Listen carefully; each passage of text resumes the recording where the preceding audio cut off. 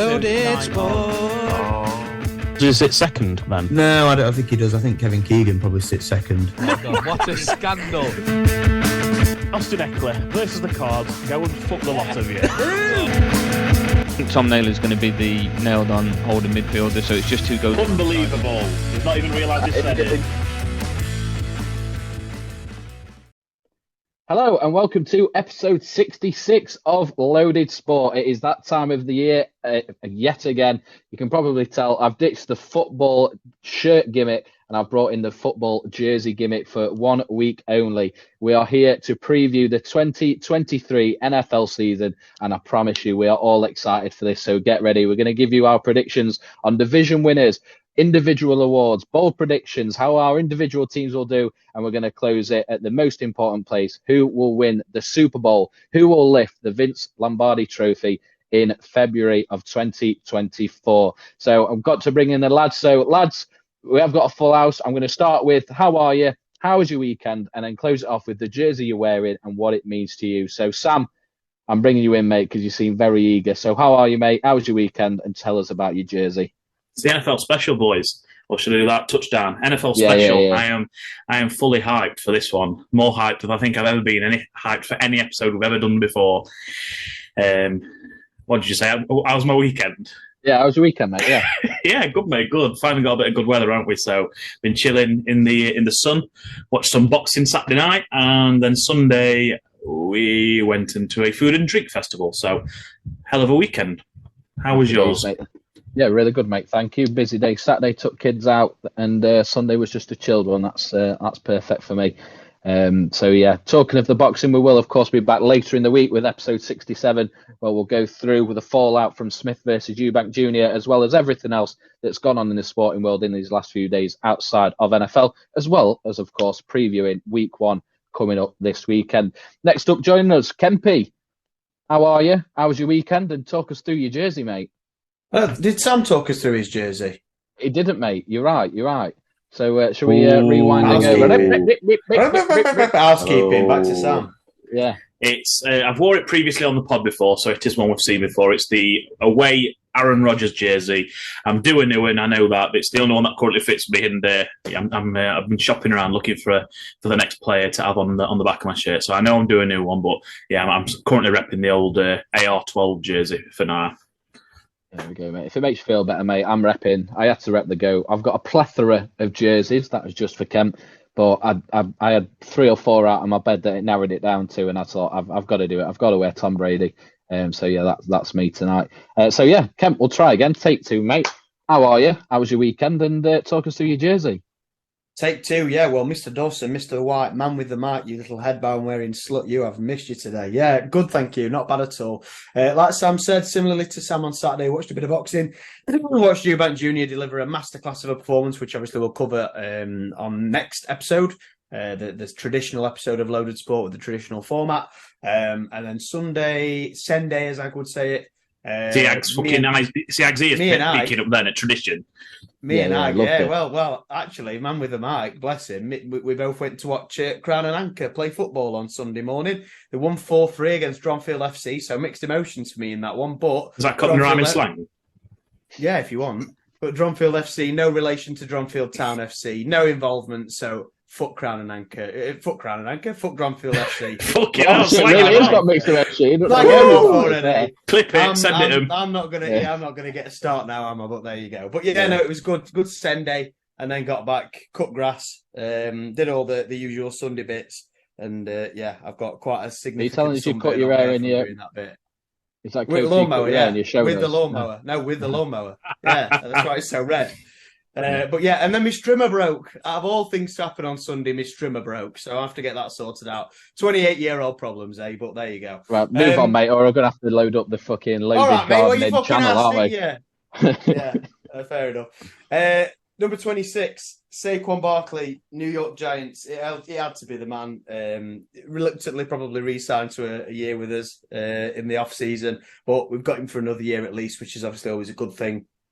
And he'll obviously want to play well, so he gets a big contract going forward. But I feel like Saquon Barkley, with this iteration of the New York Giants now, is kind of the first player in this iteration of the Giants to kind of be drafted over the past few seasons and be involved in the team that it is now. So, after Saquon Barkley, it all started slightly going uphill, even though at the time I didn't quite think it. But, that's why it's Saquon Barkley today. Fingers crossed he can deliver good things this season. Absolutely. And last but by no means least, he is the man with the mic, the man with the headband. Aggie, how are you? How was your weekend? And, talk us through the jersey you're wearing tonight. I'm good, thanks, mate. Yeah, it was a good weekend. Sat at home watching the football on Saturday. Nice to get to see Soccer Saturday in its full entity for a change, and for probably the last time in quite a while, with work picking up over the next couple of months. On Sunday, like Kemp said, went to watch football. Went to watch the Crown and Anchor. Good game, enjoyed that. All ready for this Sunday, of course, when Red Zone returns. As for the jersey, first jersey I actually got was this one of Bobby Wagner, of course, my favourite Seahawks player, probably of all time, considering I've only been watching him for about 3.5 years now. It looks a little bit worn, doesn't it, from when we've been playing on Super Bowl Sundays. Got me 4 pick sixes, this has to be fair. So, hopefully it has that sort of effect for us. How many touchdowns has it got you? 7. 2 of which you're asking me for. Fuck me, he's doing match. Has it really? He's got match reports of every game we've played. We don't even realise. I've got tally saved. I have to. I get nagged at when I get touchdowns. So yeah, true. Save it for a rainy day for when someone's giving you shit, and you can go, well, actually, I scored 3 touchdowns last year. But anyway, that is the lads, and that are the jerseys that they are the jerseys that we're wearing now. Sam, during episode 65, mate, you gave the shout that we should play an NFL-style game of Loyal Man, after I was about to say that we'll put it on rest until episode 67. So I have spun the wheel. I have sent over the order. Kemp, you're up first to name an NFL player. Sam will then give us a team that player has played for.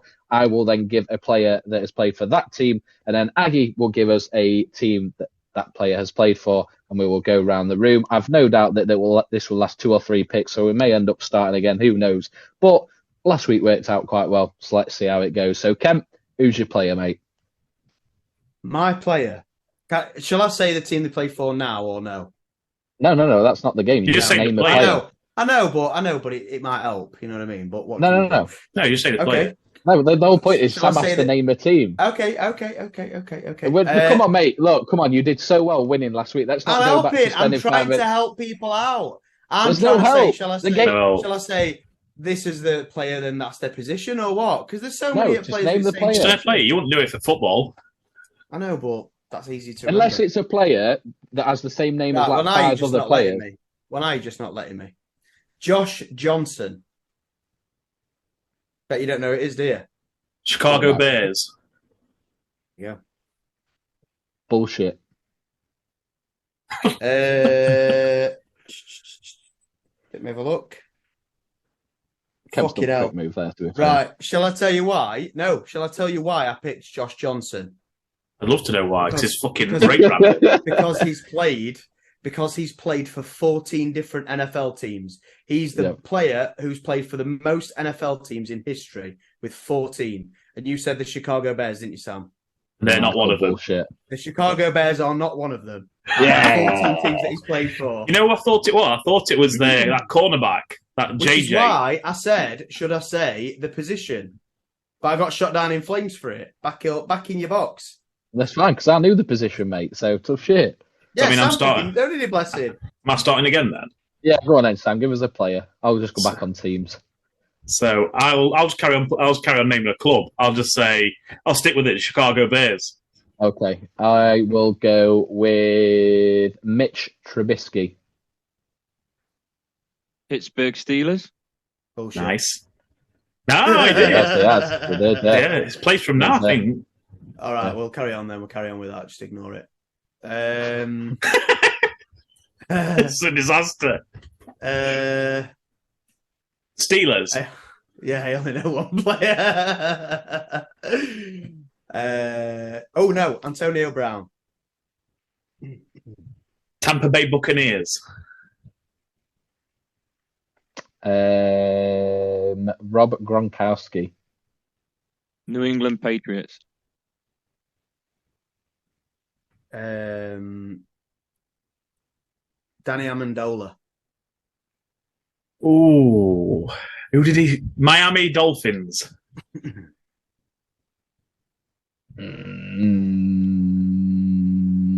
I'll give it you. I'm not going to You did? bullshit. Yeah, I think it did. Frank Gore. Chiefs. Bullshit. Fucking hell, boys, that was terrible. Oh, absolutely terrible. You know, when you come up with an idea at last podcast, you were like, Yeah. we were all like, yeah. Yeah. And then, like, in reality, it's like, oh, shit. Yeah, Well, for the benefit of our viewers and listeners, we'll move on, get into our predictions, and we'll be back with episode 67 and a return of the football style of a loyal man. But fair play, lads, we tried, didn't we? Better to try and fail than not try at all. So we're going to start with the AFC. So it'll be your predictions. We'll go round a division at a time. We'll start with the AFC North. I did spin the wheel earlier today just to get an order, so we've got a bit of structure. So it will be Sam, then Kemp, then Aggie, and then myself. AFC North. Sam, start us off, mate. Who have you got winning the North of the AFC? AFC North champions 2023. Get them signed off. It's your Cincinnati Bengals. Don't know how you boys feel on that pick, but obviously the Ravens are coming back. Lamar's looking fully fit again, but I'm going to go with the Bengals. I'm not seeing much in the Steelers or the Browns to make me pick them, either one of them either. I'm betting on that Burrow and Chase duo to just ride them all the way through to a deep playoff run. So yeah, they're my pick for the AFC North. Interesting. Cam, are you going for the same there? You know, you've got a little spot in your heart for them, considering the connection to LSU, or are you going somewhere else in the AFC North? Yeah, no, I'm going to the exact same place. Cincinnati and the Bengals. Joe Burrow, Jamar Chase, both dangerous players on the day, and they've had a little bit of an upgrade to their O-line as well. So that's kind of the position that I think the Bengals have always struggled with, kind of protecting Joe Burrow in that respect. So yeah, I think now they've upgraded there, and I've not seen any massive improvements from the Ravens, the Browns, or the Steelers. So yeah, I'm going with the Bengals also. Aggie. I'm hoping this works. I've tried to do a little something different for it, so it goes. Can you see it? Ooh! I'm also going for smart. the Cincinnati Bengals. I think similar to what you guys have already said, Joe Mixon, Jamar Chase, and Joe Burrow. I mean, to be fair, that wide receiver trio that Joe Burrow's got to his disposal is just incredible. T. Higgins and Tyler Boyd included as well. The defense is much better than anything else that's going on in the AFC North at the moment. So yeah, I'm going with the Bengals as well. Never write the Ravens or Steelers defenses. They typically seem to be always good year in, year out. But you're right, yeah, the Bengals defense is very good. You're a posh bastard, aren't you, with that graphic there? Who do you think you are? It loves it, doesn't he? Well, I'm going to complete a full house for the AFC North, and I've also gone for the Bengals. Completely agree with all points made already. I think the Ravens will be better. Lamar being fit, the changes in the backroom staff as well will allow them to become a bit more pass heavy. And I think they've drafted fantastically well as well. Steelers will be better. Browns, you've got to assume, will be better. Now Deshaun's had a bit of time to bet himself back into the league. But I just think Bengals have got that ice in their veins, and that will be enough to just scrape them through. I do think it will be close, though. So, lads, first division out of the way. We're 4 for 4 on the same team. So let's see if this next hour is just us picking the same for every single thing. Not sure what it will make for content, but we'll see. We move on now to the AFC South. For many a year considered the weakest division in the AFC. Sam, is this one a bit more clear-cut, or do you think it will be close like the AFC North? I think this will be very clear-cut. I do think it's going to be 4 for 4 again. I think I can't not pick the Jacksonville Jaguars. Trevor Lawrence looked really good. Who the fuck do you think you are, Jaguars? He's fucking Jaguars, man. I'm not saying Jaguars. Right. I'm going to call you out again. Oh, yeah. You said, of course. Yeah. You said Bengals. Sam, I'm here. Don't worry, Sam. I'm here in your defence. Go back and listen to it, mate, when it's out tomorrow. But you said Bengals. Atletico. I said fucking Bengals. You said Bengals. Oh, shut up, mate. But I didn't call you out at the time. The Jacksonville Jaguars. I am picking them. Behave yourself. Jacksonville Jaguars. I've got no reason to back against them. Trevor Lawrence was unbelievable last year. He's getting the return of his number one receiver in Calvin Ridley, which I think he's primed for a top season after he moved himself from the league for a year. So yeah, I'm going for the Jags. I think they'll be quite dominant in that division this year. There we go, Kemp. I'm going to go with the Jacksonville Jaguars to win the AFC South. Purely for your boy TK. Yeah, absolutely. Yeah, TK, he does. He does. But yeah, like Sam said, the Texans, they look a little bit better than they probably did last season, but still not very good at all. Colts are in a bit of a fucking shit shape.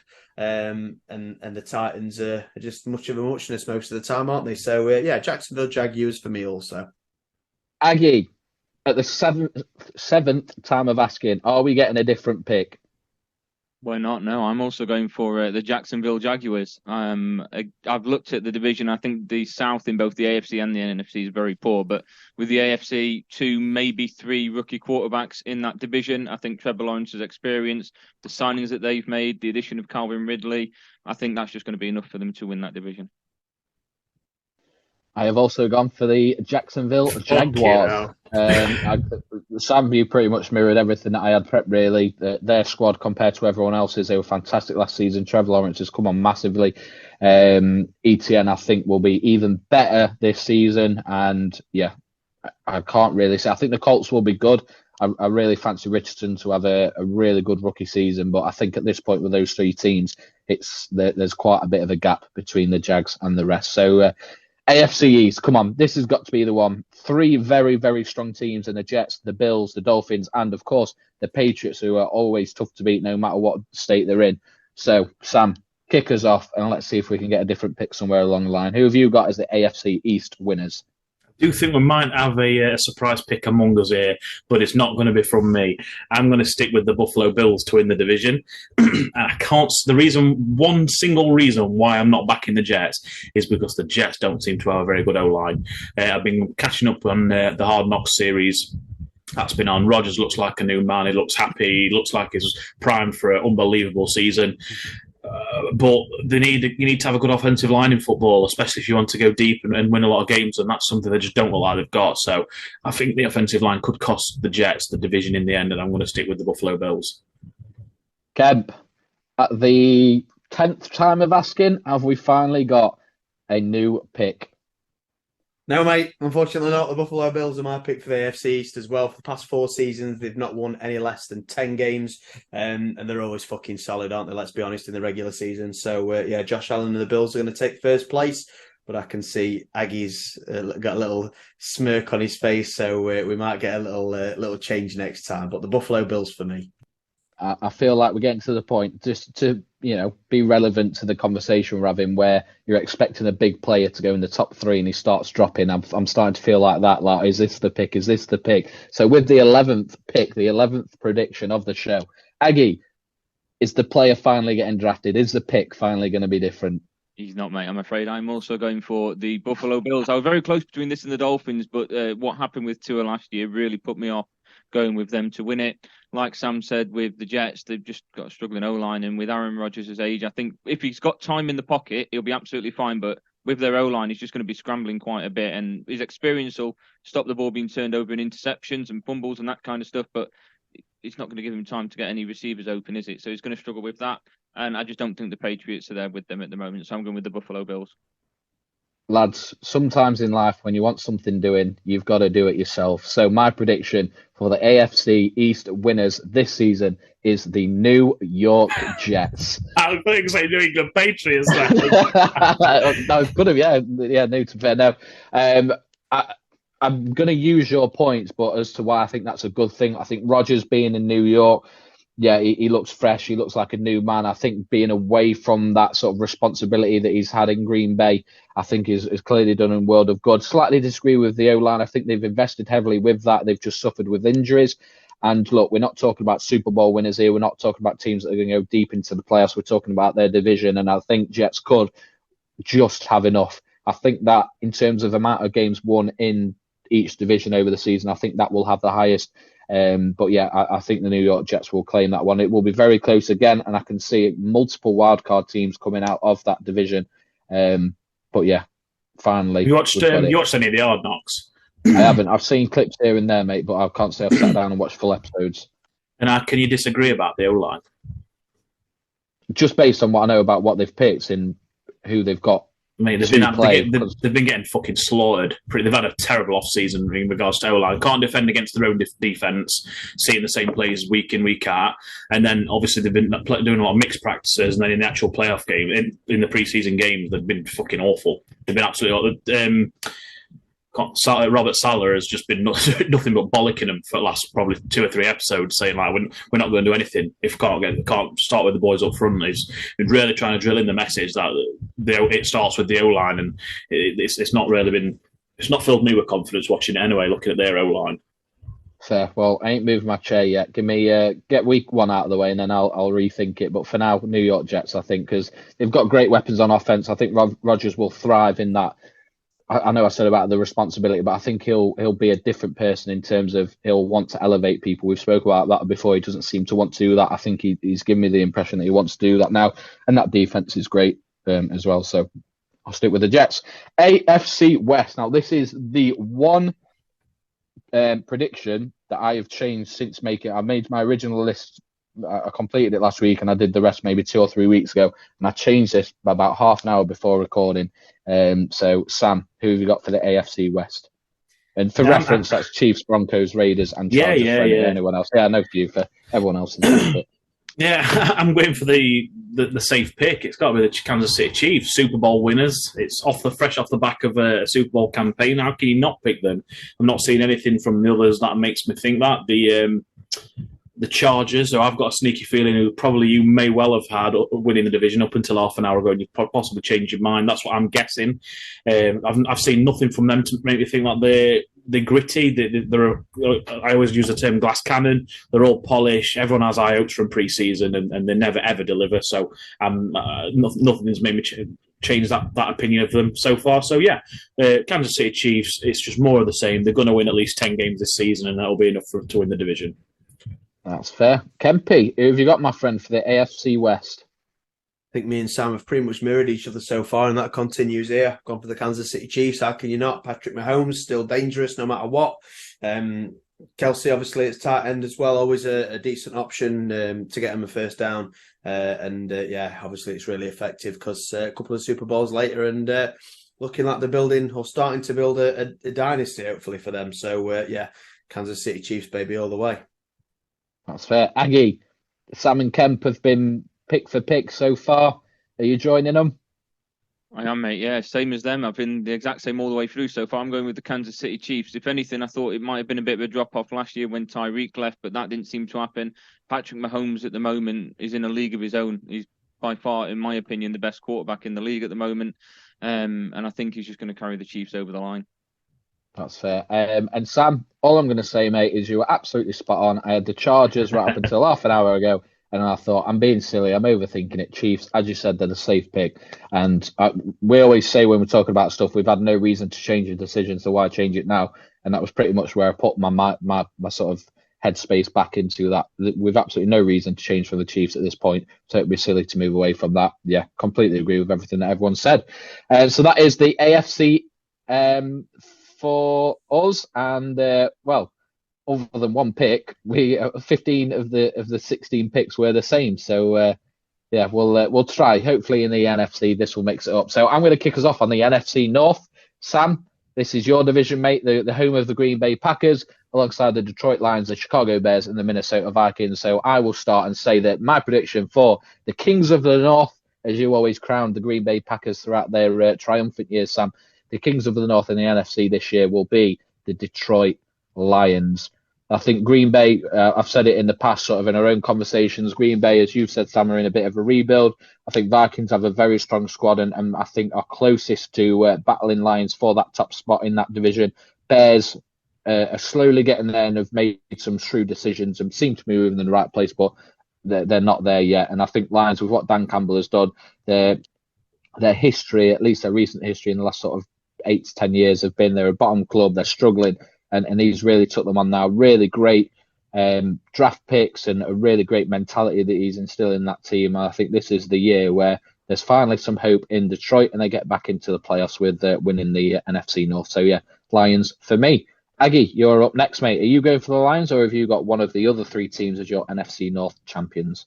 I do like the Detroit Lions pick, and we're really seriously considering it. But instead, I'm going to go for the second consecutive year, the Minnesota Vikings. I think, although they've lost a couple of pieces, they've got some nice young players coming in at the moment. Andrew Booth and Lewis Sine on defense. They brought in Jordan Addison to replace Adam Thielen, and I think just how dominant they were. I know Sam referred to them as frauds multiple times last year as they went to win the NFC North. I think they're just going to go and do it again.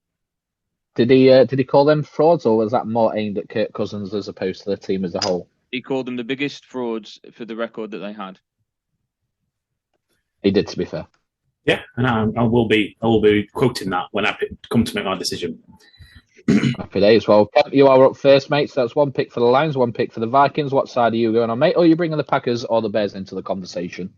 No, fortunately not. Green Bay Packers and Chicago Bears are still quite far away, in my opinion. Hopefully, for Sam's sake, more than anything else, Jordan Love does well. And traditionally, Green Bay Packers quarterbacks always tend to do pretty well for themselves, don't they? So fingers crossed on that occasion for Sam as well. But again, the Packers and the Bears are still probably a season or two away from competing at any sort of level at this moment in time.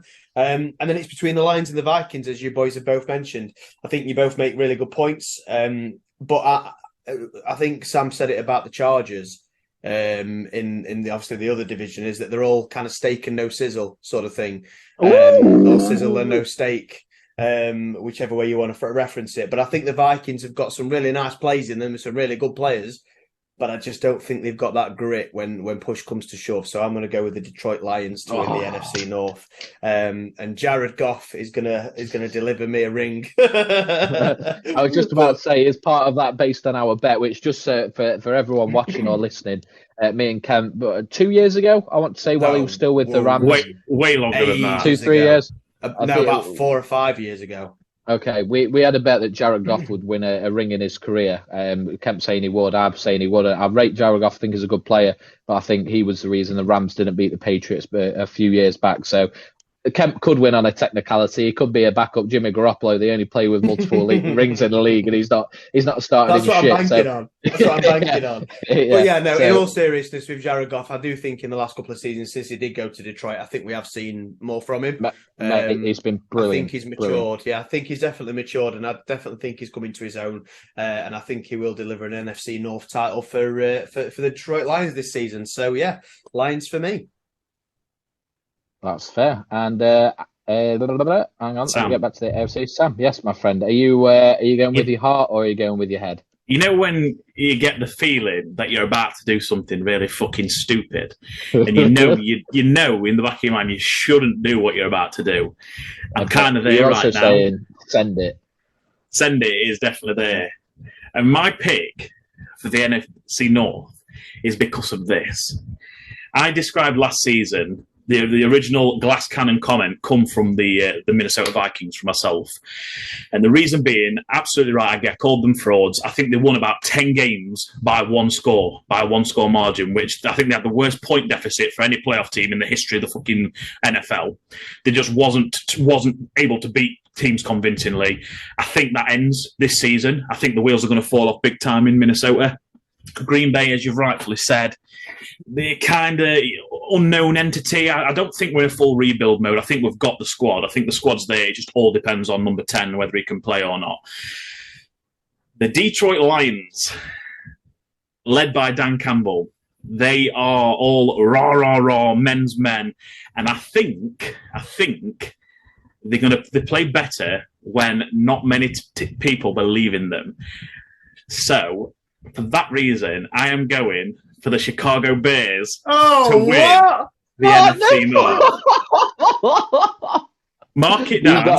Break it down right now. This is mark it down. You saying it on the podcast is marking it down. Break it down right now. Is Absolutely. It more about everything you've said about what the others are lacking, or what is it about the Bears that because they could... all of the above, of the above. The others are lacking. Green Bay, I'm not sure. I think we'll surprise a few people this year. I think we will, but I don't believe in the Vikings. I believe that Detroit are going to come undone at some point. I don't think they've got a great coaching staff. I think Dan Campbell's a fantastic motivator and man manager, but I think when it really comes down to being a coach, I don't think he's personally got it. So for that reason, I think Eberflus has come in with the Bears. He's making some shrewd decisions, as you said. They've got a quarterback there that I think is primed for an absolute absolute breakout year in Justin Fields. And I think they've made a couple of great additions at wide receiver as well. They've got DJ Moore in, who's an absolutely fantastic number one receiver. They've got Darnell Mooney, and they've also got Chase Claypool, who joined them last year. He's had obviously half a season to learn the playbook, so I think their offense is due to explode. I can't remember who they've picked up at running back, but I think it's another decent addition. And I think it's going to be Detroit. I think it's going to be the Chicago Bears year. So that is, for me, I am picking the Chicago Bears to win the NFC North. Well, if you take it away, that, mate. If you think that, get yourself on whichever betting website you want to get on, and lump on, mate, because the Chicago Bears are clear outsiders for the NFC North, no matter which way you spin it. They're at 4-1 on Sky Bet, but I reckon you could probably get a better price elsewhere. So if you're that convinced, mate, chuck some money on it. There's always a team. There's always a team every year that comes out of nowhere and does really well. And this year is, for me, it's the Chicago Bears. I think they're going to outperform wild expectations. I think they're going to be 2 years ahead of themselves in this rebuild. I think they've turned a massive corner this preseason, and Tina's going to absolutely fucking cost me to death and hate me for doing this, backing his boys for the case, and putting the case squarely on them. Fuck me, I wondered why you were doing it. It's all it makes sense now. Yeah. I've been sat there thinking, why are you doing this? And then, that's a curse. That's why. No, I truly believe the Chicago Bears are going to have a breakout year. That's when it happens, when you truly believe. Well, this is it. Yeah, this is it, you see. I mean, I've also backed a lot of your favourites in AFC, so I've probably doomed you and all. So, Chicago Bears, I'm going for it. Put me down. There you go, mate. If that's not the blockbuster pick of the game, NFC, we're finally warming up. So here we go. Next up is the NFC South. And like I said, I'm kicking off the NFC. Probably, I think we'll all agree, the deadest division in the NFL so far. I know we gave AFC South a shout as one in the past, but I think this definitely at the moment has that accolade, if you can call it that. So for the NFC South, I've got the Atlanta Falcons taking that this season. I think the Saints will go well, but I fancy the Falcons. They've got some good pieces. They've got Pitts, they've got Robinson, who's coming in, who I think will start in the league very well. Got some decent pieces and experience in defense as well. So the Falcons, if you look at their record last season, they very similar to what you were saying, Sam, about the Vikings of winning very close games. Falcons lost a hell of a lot of close games themselves. So I think just with pieces like Robinson, and again, players like Ridder having come in and spent a bit of time in the league and learning the playbook, I think that could be the difference between losing very close games and, gaining an extra, say, 3 or 4 wins that, let's be honest, in that division could be enough to claim it. We're not talking about a 12-5 or an 11-4 or whatever it is. I can't fucking think now. 11-6 or a 12-5 winning record. This could be one of those losing record but still claims the division. So I'll take the Atlanta Falcons there. Aggie, who have you got, mate? This for me was one of the easier picks to make. I've looked over some of the sides that are in here. Like you've just said, the Falcons have some good players up and coming and there or thereabouts for this division. It is a poor division to pick from. The Bucs obviously just lost Tom Brady, replaced him with, of all people, Baker Mayfield, who, I say that, but then a couple of years ago in the predictions, I also went for him to finish MVP while he was with the Browns. So what do I know? I'm waiting for the whole prediction is coming up. So there's your teaser, everybody. Wow. The Saints, I just don't think are quite there at the moment. So I'm going in his rookie year to win the NFC South, the Carolina Panthers with Bryce Young. Yes, wow. That's a huge pick. I think the addition of Miles Sanders, the addition of someone experienced like Adam Thielen as well, they might have just lost DJ Moore to the Bears. I think the experience will play pivotal, and I think with a fresh quarterback, of course, just coming in for his rookie year, someone like Thielen will help him massively. So I'm going with the Carolina Panthers to win the NFC South. Crazy. Not so much a surprising pick. It is a surprising pick, but the fact that you said that this was probably your easiest pick out of all the divisions is probably the biggest headline there. Yeah, I just looked at them and I thought, I'm just looking at the teams now. Falcons. Where's he gone? He's gone. He's disappeared. Carry on, mate, the Falcons, the Saints, the Bucs. The Bucs won it last year, and I think the Bucs won it last year, didn't they? And I think that was very close. It was like one game in it between their win and loss record. So the division itself is an absolute bust. But I think Carolina Panthers at the moment, with some of the additions they've made, are in a very strong position. So I've gone with them. There we go. Fair enough. Kemp, we've got one for the Falcons. We've got one for the Panthers. Panthers is a crazy pick, and you gave me a bit of a look when I said Falcons, so I can only assume that one of the Saints or the Bucks are coming into play here. Yeah, well, we could have a division here, boys, where we all choose different teams, which would be Here we interesting. go. But there we go. We'll see. For me, when Ag said it was the easiest one to pick, I thought it was going to go with the team that I picked, because for me, this was the easiest one for me to pick, or up there with the easiest ones for me to pick. But I've not picked the same team. I've gone with the New Orleans Saints. Derek Carr at quarterback. I think he's always been a pretty steady 6 out of 10 quarterback. And to be honest, in this division, I think that's good enough because, like I say, probably the weakest one in the NFL at the moment. Got some decent weapons on offense as well. Michael Thomas, Chris Olave at wide receiver, a couple of decent wide receivers there that can take the ball down the field. And I think the rest of Ag's disappeared here. And I think the rest of the teams in the division are really, really weak. To be honest, I think the Panthers is a crazy pick, but there you go. So I'm going with the New Orleans Saints to win the NFC South. But Dawson, like you said, it wouldn't surprise me if they won the division on a losing record, because it's a very, very weak division. But that's who I've got. Yeah, absolutely is. Sam, you have the opportunity here to do something that we very likely won't have the chance to do again. So are you going with the Bucks, or are you going to jump on one of our bandwagons with one of the other 3 teams in the NFC South? And Sam has dropped out of the chat. He has. He'd frozen. And I thought he was taking the piss. But he's so livid. He's leaving us in suspense about his pick. He is leaving us in suspense. So if someone can keep an eye on the chat, because we are recording and there are people watching and listening, so we can't just sit here and wait. But Aggie, just a little bit more. I don't know if you've seen in the news today, but Brian Burns apparently is wanting to move away from the Panthers, probably their leading defensive player. I'll be honest. I still really am surprised that you've got them as one of your easiest picks in the draft or in the predictions. What are your thoughts? Is that a big potential losing piece for the Panthers? It is, but it's also does that change your prediction, I suppose, as well? No, it might do if he goes, but until he's gone, he's still with the Panthers. So as far as I'm concerned, it still stays there. I know it's probably a big call by saying it is one of the easier picks, but it's more of looking, you've got your typical Chiefs was going to win their division, that kind of thing, which makes sense. But I think I looked at this and I thought, Kemp makes very good points about the Saints. They've got good wide receivers, just brought in Derek Carr as well. But I think with the Panthers, they've made better changes from where they were before. They've made the biggest stride forward. And yes, they gave up quite a bit to get to the first overall pick to take Bryce Young, but I think settling him in with some experience around him. Miles Sanders, you could probably say, is quite an experienced running back as well. He's got an half-decent O-line to help protect him. And yeah, like you say on defense with Brian Burns, if he is to leave, then it might change things ever so slightly, but he is a big part of their defense. But again, until he's gone, I still stand by the Carolina Panthers. That's fair. And Cam, I'll be honest, it did come down to the Falcons and the Saints for me. It got to the point when I was writing it down, it was a coin toss. Completely agree with your points on Derek Carr. I think he is a more than serviceable quarterback who's performed at a high level at points in his career. And I actually do rate him. A lot of people I see sort of online and in our circle see him as an average quarterback, but I actually do think he's just a touch above that, playing in a dome as well, and obviously losing Alvin Kamara.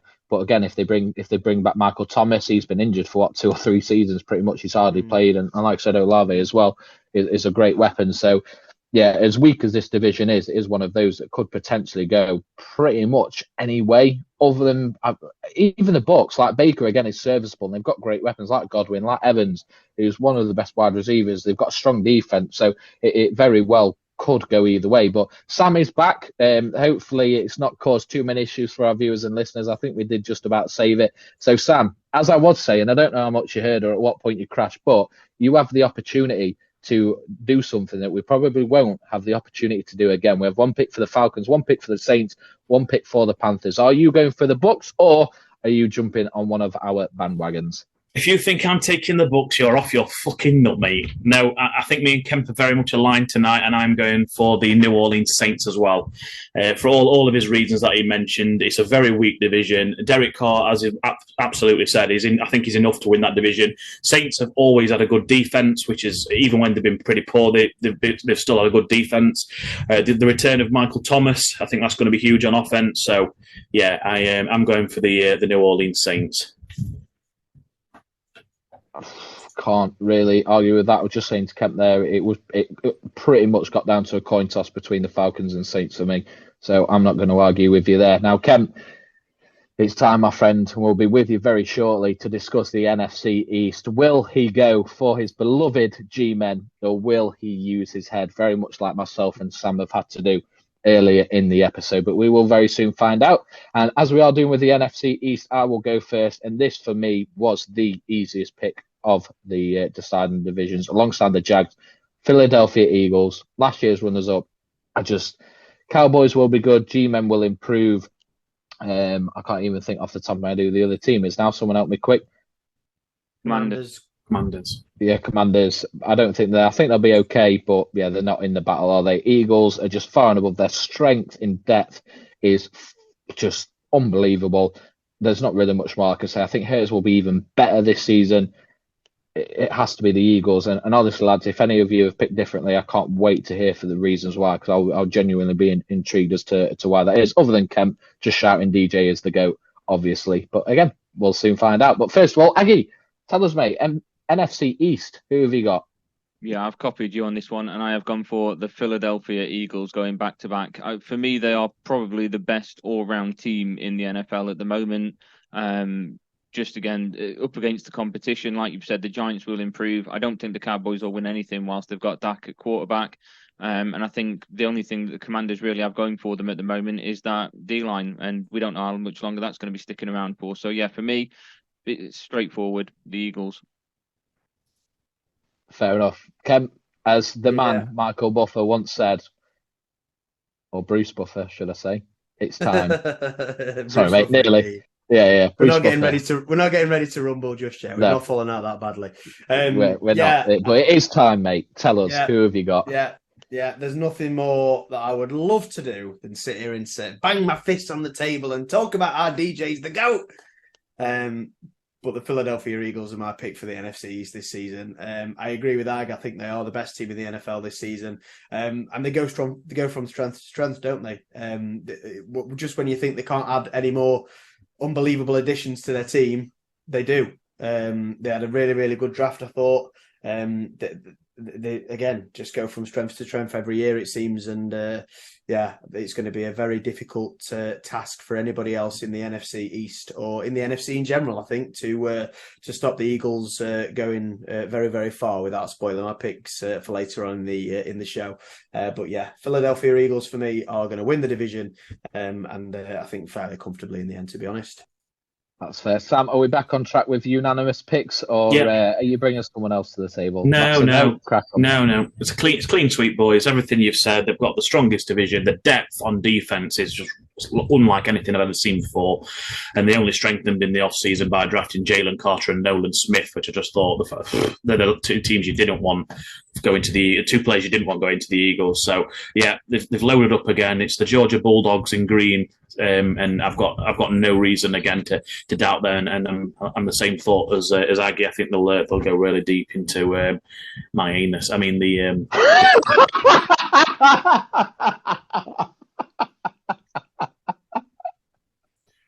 They'll go really deep into a playoff run this year. The delivery on that was top tier, mate. Well done.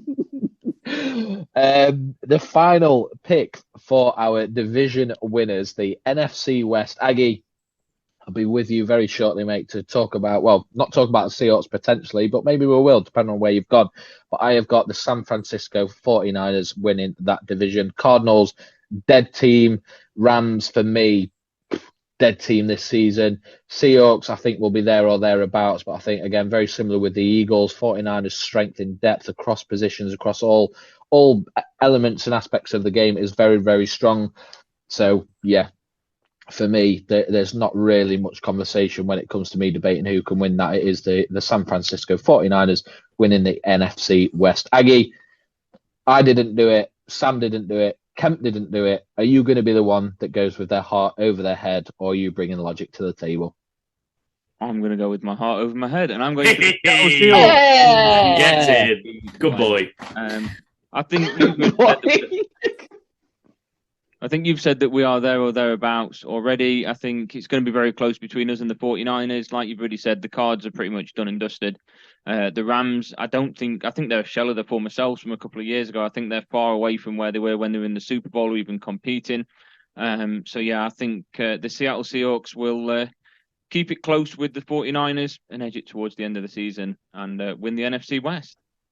Yeah, just very quickly on your point there, I don't know if anyone else wants to have any sort of input on this, but the Rams completely agree. It did seem that their approach was all in to win the Super Bowl, and they did that, they achieved that, but they've still got some good players there. Cooper Kupp, of course, who's struggling with injury, Stafford, who was injured last season, but yeah, I'm really struggling to sort of try and figure out where the Rams will end up in terms of a record this season.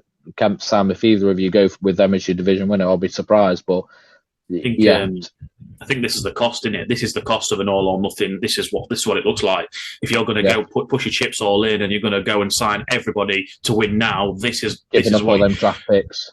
Yeah, first round draft pick in God knows how long, and this is what it looks like. This is the realism of that, and it's all good. If you wanted to win the Super Bowl and just scratch that off your list, that's fine. But if you wanted to build a dynasty, it's quite clear that that's not the way to go about it. So yeah, this is what that looks like when you push your chips all in and go for broke in one season. Yeah, absolutely. But Kemp, we'll come to you next, mate. It's NFC West, one for 49ers, one for Seahawks. Aggie has been the one to finally go with his heart over his head. Who are you putting your name to this season? Yeah, I think it's a strange division, I think, this one, to be honest. I think the Cardinals are going to be the worst team in the NFL, and I'll get onto that, obviously, later on as we discuss what we think is going to happen, bold prediction-wise. A little spoiler peek behind the curtain for you there. The Rams, again, like you've exactly like you said, they've really fucking went for it, didn't they? They pushed, like Sam said, they pushed the chips all in. And in the NFL, the way that it's set up, the way that, it gives the advantage to the teams that don't do as well to try and get in a level playing field and get it as competitive as you can. If you end up doing that and you do go for broke, then you find yourself in a position where you're in trouble. And I think the Rams are heading towards a bit of a disappointing season. And I think I can actually see Kupp, Donald and possibly not Stafford, but they're big players getting traded away for draft picks so that they can rebuild. I think it is getting to that point in Los Angeles where the Rams have got a rebuild on their hands in the next couple of years. Seahawks, again, I think they're a really, really steady team. I don't think, and Ag will hate me for saying this, I don't think at quarterback they've got quite enough. I don't think they're quite dynamic enough for me. And the 49ers are always sort of in the last few years have kind of been there or thereabouts, been a really good team. So for me, San Francisco 49ers are going to win the NFC West. I think there's going to be two very, very poor teams in this division. So we'll see how it transpires. I've just got a quick question on the back of what you said about us not being dynamic enough at quarterback. Last year, the 49ers used 3 different quarterbacks. They're going with last year's Mr. Irrelevant Brock Purdy moving forward. What is it you feel separates him from Gino to be able to comfortably say 49ers? I don't think it's just him as the reason why I'm picking the 49ers. I think the 49ers have got a better team overall, to be quite honest with you. I think the defense of the 49ers as well is a lot stronger than yours, to be honest. The reason that I say that about the Seahawks, and I've not mentioned the situation in terms of quarterback at the 49ers, is that I think, I'm not saying Geno Smith particularly holds the Seahawks back, but I think to be a team that's going to win your division and go far in the playoffs, I do think you need to have a little bit of versatility at quarterback and players that can make plays. And for me, I think Geno Smith, is a really solid quarterback. 6 out of 10. I don't think there's anything wrong with him. But I think if a defense has kind of got him summed up and then he's going into the second half of games and he kind of needs to change the way that he's doing things because it's not working, I don't think Geno Smith, albeit he is a veteran in the NFL at this point in time, I don't quite think he's got the creativity that you need to do that and to win games down the stretch. So for me, that's why I say that about Geno Smith. Again, quarterback situation at the 49ers is anything but settled, but I think they've got a better overall team than you have, and that's why I've got them winning the NFC West. Sam, close us off, mate, with the division winners. Who are you putting your name to for the NFC West? Well, you changed your AFC West team half an hour before the podcast, I can do you one better, and I have literally just changed my NFC West team right now, as you lot have all been talking. I've got one down here, and the more I've been looking at it, and the more I've listened to you boys, I'm thinking, you know what, I'm not quite convinced on the Seattle Seahawks. That's why I originally did have pegged to win the division. I've had that for the last couple of weeks, so I'm probably going to be absolutely chuffed to bits that I'm moving off them, because that's only good things for them. And I am going to double down on what you boys have said, and I'm going to change to the pull my chair over, as Dawson likes to do, and move over to the San Francisco 49ers. Have me and Dawson charmed you like snake. You've charmed me. You've charmed me. You did. Nice. You did. Nice. You did. You sold me there. And neither of you really even mentioned CMC either. So I mean, he's everything in that offense, and obviously they've got the. Got Deebo Samuel as well, who's just as dynamic as CMC in the receiver room. So I think them two together are going to run riot. They've always, as you've all said, they've always got a great defense. They've got probably the best pass rusher in the game in Nick Bosa. So yeah, for me, I have just changed at the 11th hour, and I'm moving my chair over to the San Francisco 49ers. I'll tell you what, you say 11th hour, mate. I think if this were a Premier League transfer trying to get the paperwork through, they'd be checking the time the facts went through on that one.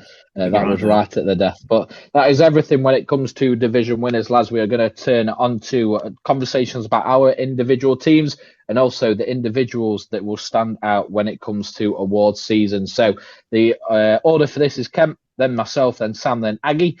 And we're going to start off with your team record. So, Kev, in your opinion, as a New York Giants fan, how do you think they will finish the regular season in terms of their record, and why? I think our record will be 10 wins and 7 defeats. I think Coach Dayball's come in and pretty much changed the entire culture at the Giants.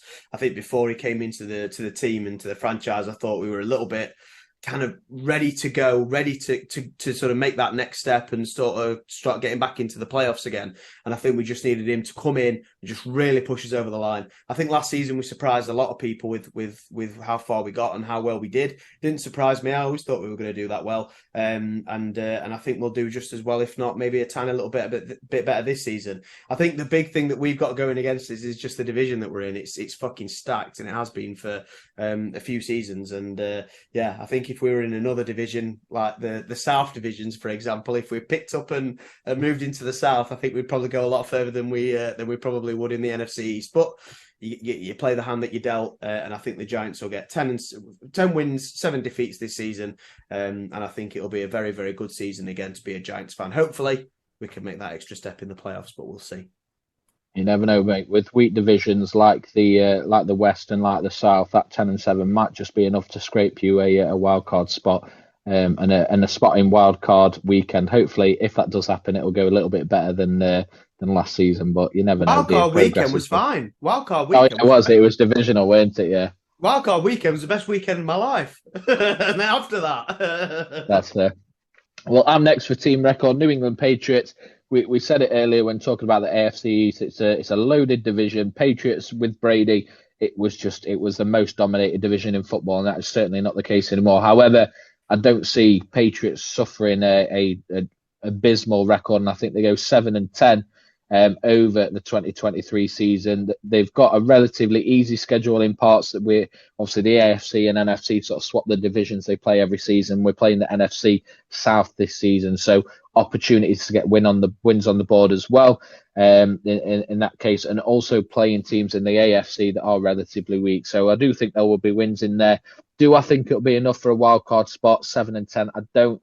With how loaded the rest of the East is, with how loaded divisions like an AFC West with the Chargers and the Broncos under Peyton as well, I don't think it will be enough to get a wild card spot. And this isn't in my bold prediction because I don't think it's relevant, but because it's about moving forward, not necessarily something specific to this season.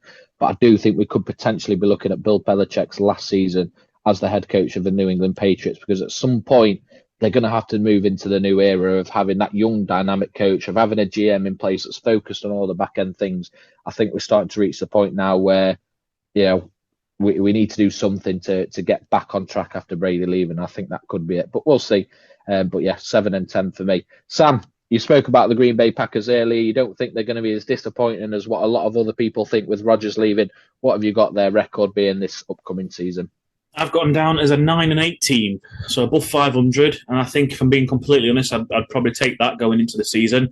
New quarterback, almost a rookie. As I've said, I think it all depends on Jordan Love. I think we've got the pieces around him. Ball receiver, I think I'd like to have seen him pick up a veteran at receiver, but you've got a stacked running back room in Aaron Jones and AJ Dillon. We've got obviously the emergence of Christian Watson, Romeo Doubs in the wide receiver room. Two second-year players, so not much experience between the two of them. So I would have liked to have seen that third receiver as a bit of a veteran, but there we go. Got good piece on defense. Kenny Clark, Jair Alexander look a bit suspect at safety, I think. So the deep ball might cause a couple of problems this year. Maybe tackling the box could cause some issues. But yeah, 9-8 for us. We are playing the AFC West this year in the cross division, which is obviously a tough division, really. So I've got us down as a 9-8 team for that reason.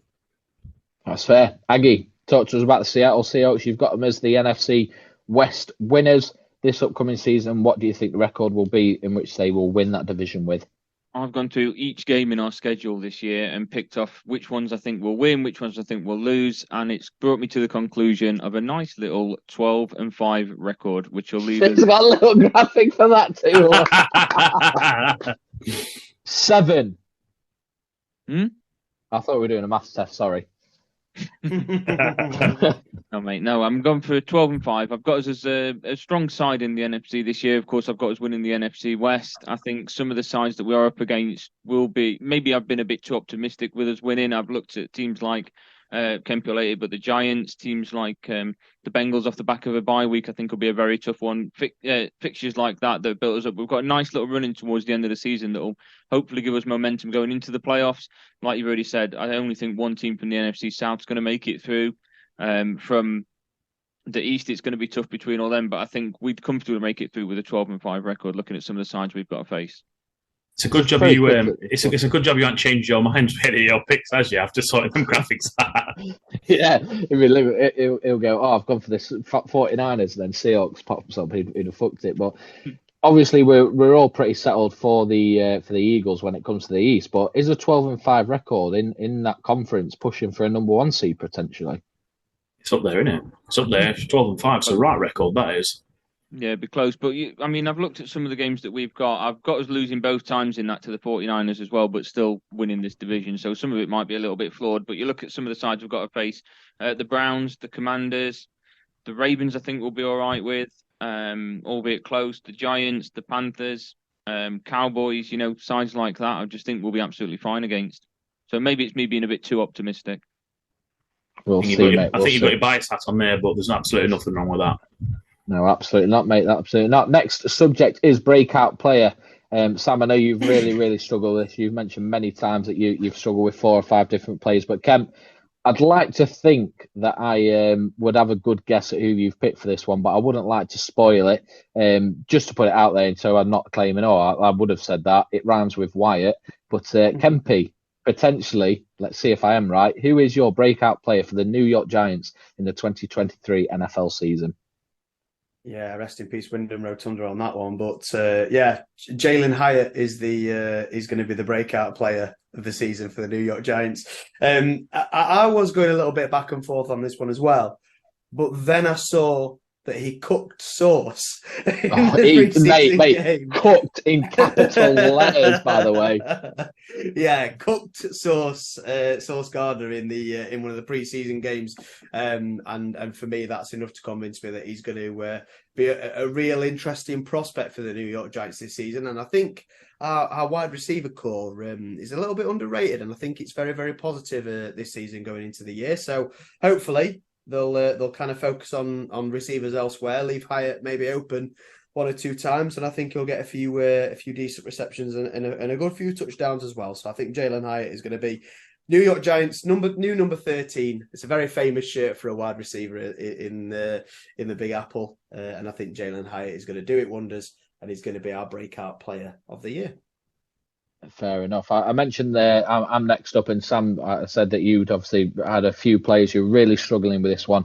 And I was the same. I'd narrowed it down to 3 players, but I wanted to wait until cut day to confirm. And Kemp, this one might be a little bit close to your heart, because for my breakout player for the New England Patriots, I've got the wide receiver, Kayshon Boutte. He was drafted in the 6th round out of LSU. And we all know the caliber of wide receivers that have come out of that college team over the last few years. And I'd like to give you a stat just to sort of back up what he produced at college. So this is the fastest to 100 catches in LSU history. Odell Beckham did it in 31 games. Jamar Chase did it in 24. Justin Jefferson did it in 22. And Kayshon Boutte did it in 21. So Kayshon Boutte holds the record for the least amount of games to 100 catches for the LSU. Like I said, drafted it in the 6th round, so great value pick. A lot of people around the time had him going earlier, and I think Patriots in the past, where I've got quite excited about a player in pre-season, he's then ended up being cut. So that's why I wanted to wait. But he's made the team. He's looked great in pre-season. He looks like a real yards after catch weapon, which I think with the scheme, max style of play, I genuinely think he can, in his rookie season, which isn't typical of a New England Patriots team, he could be a weapon in his first year. So, yeah, Kayshon Boutte for me as the breakout player for the New England Patriots. So, Sam, I've said it 3 or 4 times. We've had many a discussion on air and off air. You've really, really struggled with this specific subject. So, who is the one person you are putting your name to as the breakout player for the Green Bay Packers? It's all love, baby. It's all love. I'm going for Jordan Love. I have to go for Jordan Love. Yeah, I've been toing and froing from him. I've been dying to pick Jalen Reed, the new 2nd round pick receiver we've got. He's looked fantastic in pre-season. Obviously, we've also signed Lucas Van Ness as well with our number 1 pick, he was very, very close, and I think he's one of the favourites actually for me to get on the back of my new shirt. But Jordan Love, for me, I think he's just going to pure longevity in the fact that he will be seeing the ball every single game. I think it's going to be obvious development from him, and I think he's going to be our breakout player this year. That's fair. Aggie, you mentioned in the last few days that you feel like personally you're limited on the picks for this. And I said it doesn't necessarily have to be a rookie. It could be someone that's been in the team for a year or two that's not really maybe delivered or has been under the radar. So we've all gone for rookies so far. Where are you going for your breakout player? I am going for a rookie. I think what it was when I was speaking to you about that was there's not really anybody that you can think of within the Seahawks that you can put down as a breakout that isn't a rookie. I mean, I mentioned to you before the likes of DK, who's still quite new to the league. He's 3 years in now, isn't he? So he's obviously had his breakout. Kenneth Walker had an incredible year last year when Rashard Penny went down, so he won't count. Tariq Woolen was nominated for Defensive Rookie of the Year, so he won't count. You know, players like that. So for me, I've looked into this year's draft and thought, where can we really go with it? And we've drafted quite high for the last couple of years after the trade with Russell Wilson. So in the 2nd round this year, we took Zach Charbonnet. I thought about him sharing snaps with Kenneth Walker. Walker made me think, it devalues his benefits and that side of things. So maybe not him for the breakout. I also look at Jackson Smith and Jigba, of course, injured before week 1 starts. The likes of Tyler Lockett and DK will be behind them. So the one I have gone with is the number 5 pick, and that is Devin Witherspoon, who we took from the University of Illinois to go opposite Tariq Woolen. That just strengthens our secondary to something unimaginable. Both him and Woolen, and then Jamal Adams when he's actually healthy alongside Quandre Diggs. We've just signed Julian Love from the Giants as well. So our secondary is looking very strong, and I think he'll fit in superbly. Yeah, great. Yeah, great pick. For me, with the Patriots needs going into the draft, he was the one player I really wanted. Look, fucking amazed we got Gonzalez at the place that we did, but he would have been the one player based on our needs. So, yeah, solid pick. Next up is the number 1 draft pick, and I've got a feeling that this could be unanimous. So let's race through this one. Kemp, you're up first, mate. Who have you got as the number 1 draft pick in 2024? I mentioned earlier, I thought this team were going to be the worst team in the NFL. And to be fair, I didn't get much opposition from you boys when I said it. Saving it. Saving it. That's it. Arizona Cardinals for me are going to be the worst team in the NFL. And they're going to get the number 1 pick. I don't see any part of their team, any part of their roster that I'm impressed with, to be honest with you. It looks pretty bleak for Arizona this year. And I think from what I've seen, the research that I've done and the fans that I've seen commenting and posted about Arizona Cardinals this year, I think they all anticipate a very long season. So number 1 draft pick is going to be the Arizona Cardinals. I'm up next, and I'll keep it very, very short. Kemp, I'm with you. Arizona Cardinals has lost great experience this offseason. Players like Hopkins, players like JJ Watt retiring. Kyler Murray, there's no real sign yet on when he may return from his ACL injury. I'm just struggling to see across the board where they've got that standout player, or more importantly, players across the field that will get them a few wins to avoid that number one pick. Could this be the last season that Kyler Murray wears a Cardinals jersey? I genuinely think we could be at that, because if they get the number one pick, as I predict, they're going to take a quarterback and he's not going to sit on the bench. So I think it's going to be a tough, probably couple of seasons in Arizona. Sam, you're up next, mate. When I said it could be unanimous, you gave me a look that could suggest that you're going somewhere else with this prediction. Yeah, I'm going to go for the Houston Texans. I have been to and fro on the Cardinals, and I think what you said is completely valid. It wouldn't surprise me if they did end up with the worst team in football. I just think my only logic of not going them, I think Kyler Murray does have it in him to win a handful of games with his quality he does have, whereas I think David is still running with Davis Mills at quarterback, and by all means he's done well for himself to go into the league, but he's not really pulling up any trees for me, and I can't see too many pieces around him. Yes, they have just drafted the defensive end. CJ Stroud. Will Anderson. Will Anderson, yeah. I forgot about Stroud, actually, to be fair. But no, yeah, I was just sorry to interrupt, but you mentioned Davis Mills. I think they are going with CJ Stroud at quarterback. To be fair, again, peek behind the curtain, I was strongly considering Houston Texans as well. But when I saw that they were going to go CJ Stroud, that kind of swayed me a little bit. But that's fair enough. I will still stick with them. I didn't really think that through, to be fair. I forgot about CJ Stroud completely. But yeah, they'll be my pick for number one. But yeah, you're probably going to be right there, I think, with the Arizona Cardinals. That's fair. Aggie, number one pick, mate. Where are you going? Yeah, I'm going to make it 3 out of 4, and I'm going with the Arizona Cardinals. Like you've already said, they are pretty much a bust team at the moment. And I think there were rumours at the back end of last season that Kyler Murray might be done with football, let alone just with the Arizona Cardinals. So interested to see where that goes by the end of this season. Like you said, there's no return back from his injury. All they've really got on offense is, I believe it's still there, Marquise Brown. But other than that, not really too much to go out with the Cardinals. So for me, that's what I'm going with. That's fair, mate. That's absolutely fair. And yeah, I don't think there's going to be too many arguments with any of those picks. Next up, we are on to individual awards, official awards that will happen the night before the Super Bowl in February. And we're going to start with the Defensive Rookie of the Year. So, Ken, out of all the defensive players that were drafted this past April, who do you think will be the one that is awarded the Rookie of the Year? Yeah, you mentioned his name not too long ago, Dawson, to be fair. Will Anderson Jr. for the Houston Texans. I think it will be a fairly rough year for the Texans. Like I say, I was kind of off and off, Texans, Cardinals, and where do I go? CJ Stroud ended up kind of tipping me over the edge. But I do think one of the good things about being quite a bad team is that if you're a good player on that team, you stand out a lot more. And I think Will Anderson Jr. will stand out for the Texans this year. 3rd overall pick in this year's draft.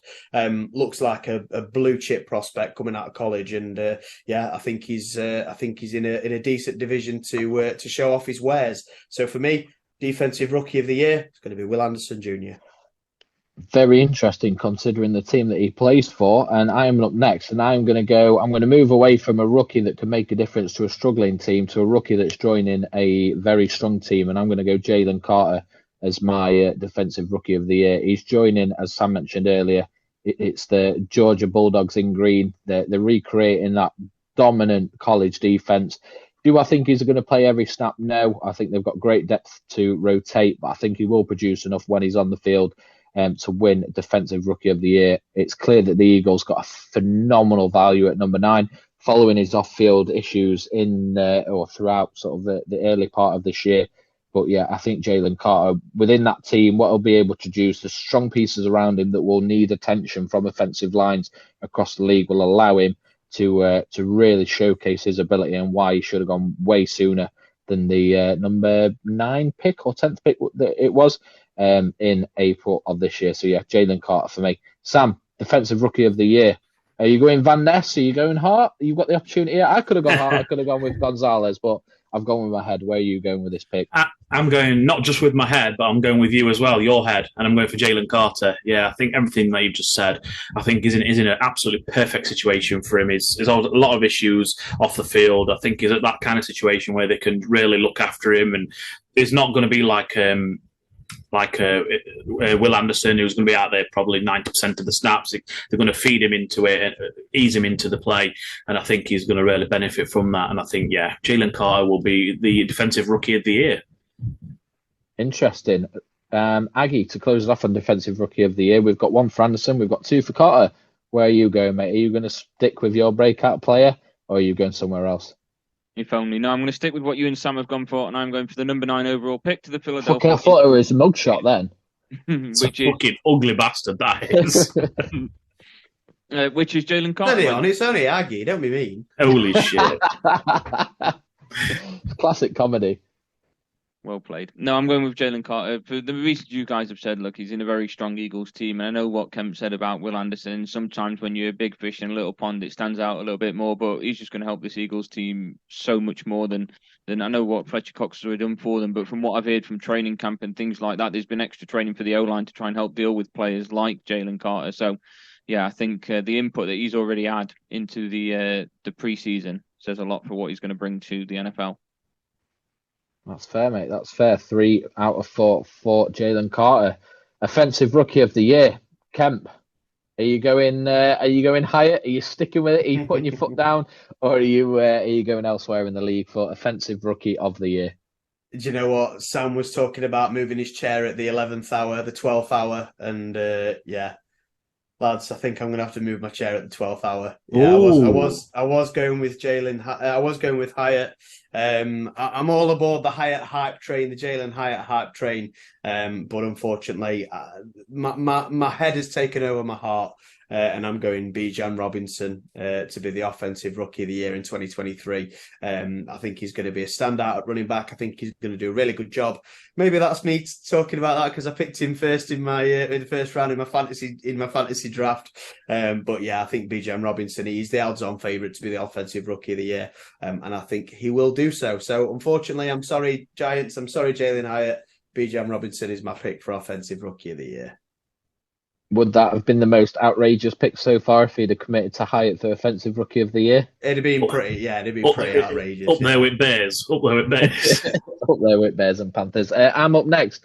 And similar kind of vein, certainly the same position, but I'm going Jahmyr Gibbs for the Detroit Lions. I think what he's done in preseason, what he's done in training camps, a lot of people raised eyebrows at them taking him at number 12 in the draft in April, but I think with Swift moving to Philadelphia, Williams, who was a red zone threat, moving on as well.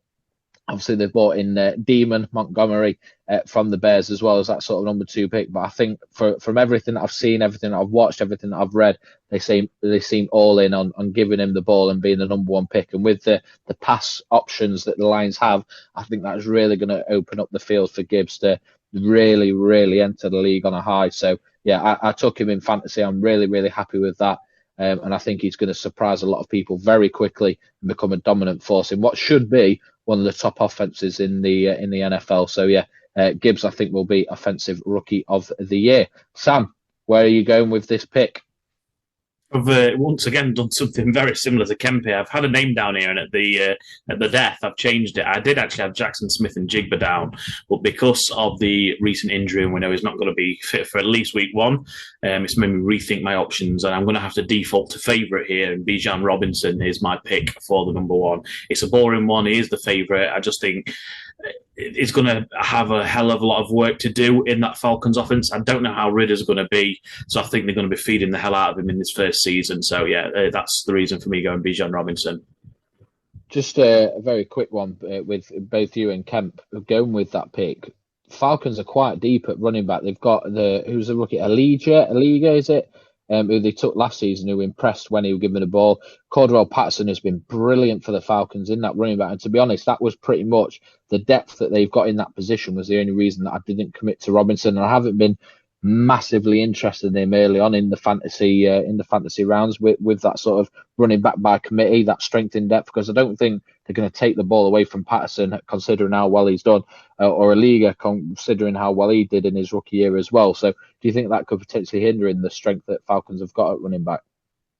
I think off the top of my head, I'm just scrambling now, but I've got a feeling Cordaro Patterson really dropped off towards the end of last season. I think his production nosedived. He had all these flash plays that everybody remembers, but his day-to-day grind that he was doing, he just wasn't picking up many yards towards the end. So I'm just trying to look now, but yeah, I've got a feeling he dropped off massively towards the end, and I don't think he'll be running back by committee going forward. I think once they've had a whiff of the talent of Bijan, I think he'll be running back one with that debate. That's fair. Yeah, definitely. I think if you go third overall in the NFL draft, I think you've got to. That player's got to start, right? He's got to feature most of the time and get most of the snaps. And not just that, but if you look at his college stats as well, he can't just run with the ball. He can also catch the ball. He's got quite a few receiving yards and quite a few receiving touchdowns in college as well. So I think expect to see Bijan Robinson in the back position. But also, it wouldn't surprise me seeing him as a slot receiver as well at times in that Falcons offense. And I think he's going to be a little bit more of a utility player than some people expect. So that's kind of going into my thinking as well. I think he's a little bit more versatile than what people possibly expect him to be. I mean, just as a sample size here, I've just scrambled through for a couple of their games. I've just looked for the very last game of the season. Falcons beat Bucks 30-17. Cordaro Patterson's stats was five carrying attempts for 18 yards. He did get a touchdown in that game, but yeah, they get him the ball 5 times. So that just shows you the kind of drop off in production they had. That Algier or whatever you're saying, Tyler Algier, he had actually barnstormer to 24 carries, 135 yards. So yeah, I could see he definitely took over that lead back towards the end of the season. But I think Bijan will come in at number 1 going forward. And just while you were doing a bit of scrambling there, Sam, I've also done a little bit of scrambling and found out that he got 314 receiving yards and an average of 16.5 yards per reception for the Texas Longhorns last year. Hookham. So again, he's going to be able to run with the ball. He's going to be able to catch the ball. He's going to be a bit of a dual threat, and that's why I'm backing him as well as obviously everything that we've already covered. That's fair, Aggie. You've got the opportunity to drop a massive pipe bomb on everything we've just discussed, mate. So 2 for Robinson, 1 for Gibbs. Are you hitching your opinion to one of those, or are you bringing a third player into the conversation? I'm bringing a third player, and I thought this was something that you guys would have at least mentioned the name of a little bit more. Maybe it's my lack of understanding of how the NFL works with these sort of awards, but I'm going with the guy that is going to lead the Carolina Panthers to the top of the NFC South. I am going with the number 1 overall pick in Bryce Young.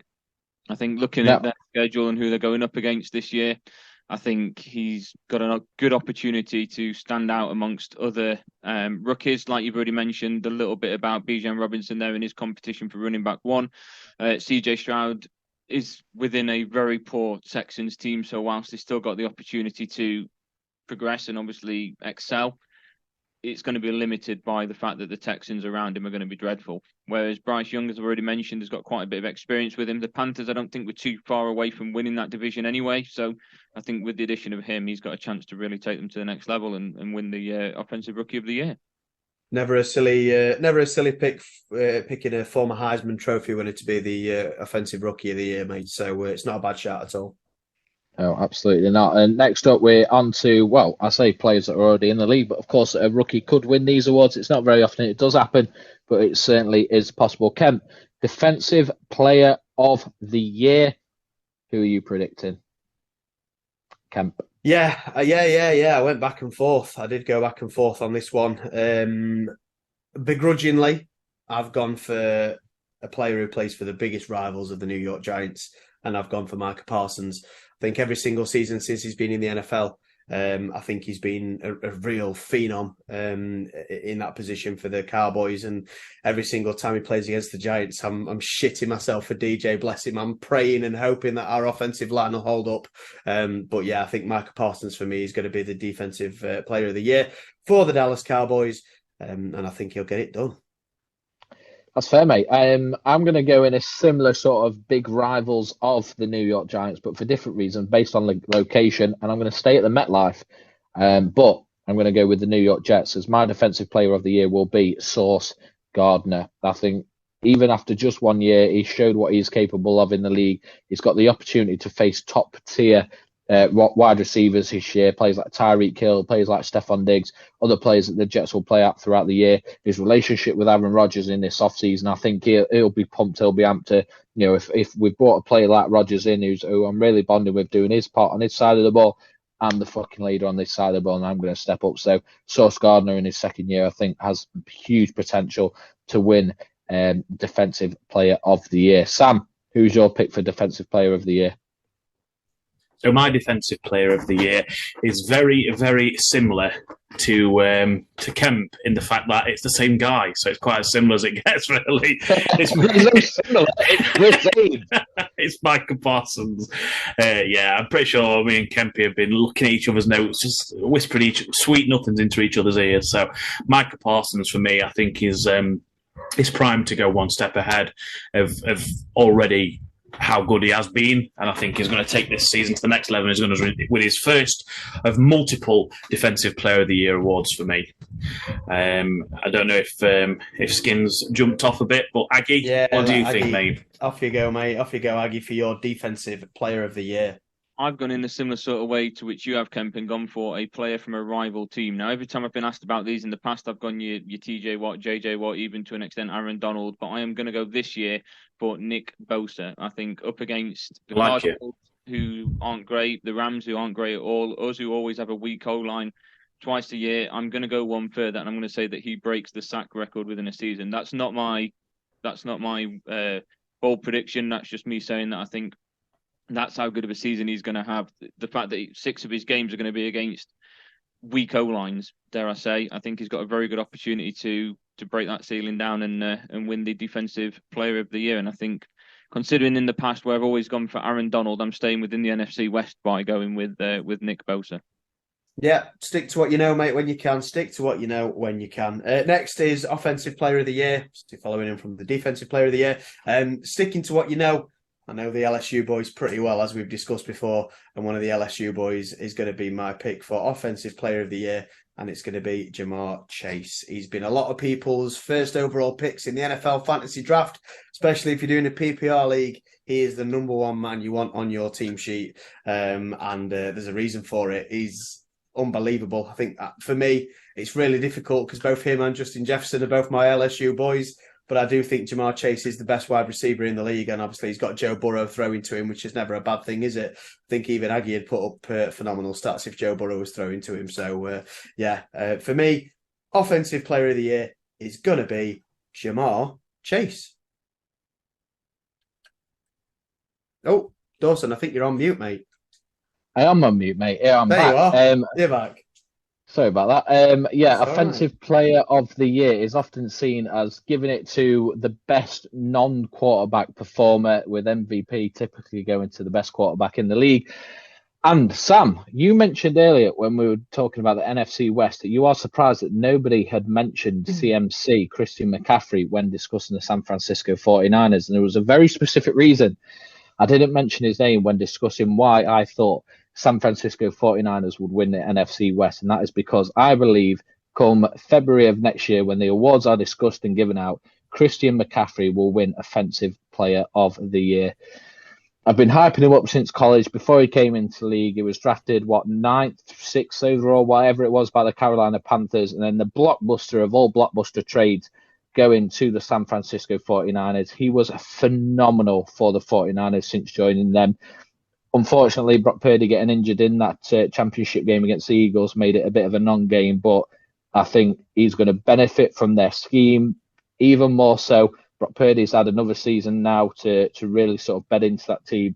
And I think CMC, from a running perspective, from a passing and catching perspective, should I say, is going to dominate this year. And that's why I'm so fucking annoyed that I missed the start of the draft and I couldn't take him. So yeah, CMC, Offensive Player of the Year, that is my pick, and that is why I didn't mention him earlier on in the show. But Sam, Offensive Player of the Year, where are you going? Put us down for 2, baby. CMC is my offensive player of the year. All the reasons you've said, I've got it written down here. It's just since the trade to San Fran, he's just gone nuclear. And I think one step ahead, he's probably the main reason why I changed at the 11th hour from the Seahawks to San Fran. So, yeah, I'll make this nice and quick and put me down for 2 for CMC as well. Aggie, close us off, mate. Where you going? I'm gutted that I missed out on putting a picture of Nick Bosa up for the Defensive Player of the Year. So first of all, I'm going to do that just so that it's sticking within the theme of what I've done so far. I'm going to go separate to what you guys have gone for. And I'm quite surprised at this one because when we did our loaded sport draft skin, we spoke and we said who was going to be the first pick for each of us. You said yours was going to be CMC. I said mine was going to be Justin Jefferson, and that is who I've gone for my offensive player of the year. I think within that Vikings team, he is a standout performer.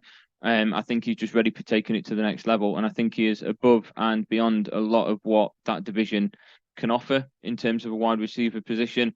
And like Kemp's already said, similar to Jamar Chase, he's just moved out of college and he's taken to the NFL like a duck to water. So I'm going to go with Jefferson. That's and I fair. apologize Do you want to put for him on taking the the Capri off screen you to, on the draft. I'm trying to find the picture, mate. I'm really struggling here at the minute. I'm going to try and find him now. Offensive player of the year. There he is. There he is.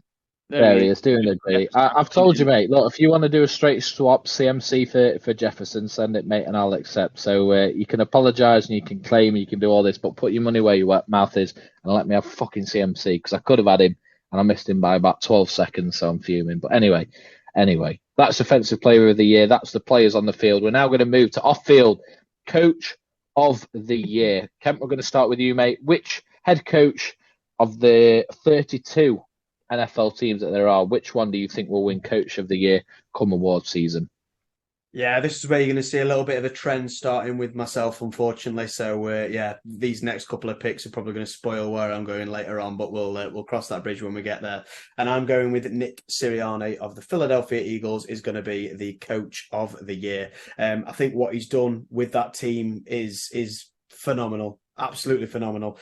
The roster itself, the way that they've built that team, that roster is scary if you're in the NFC East.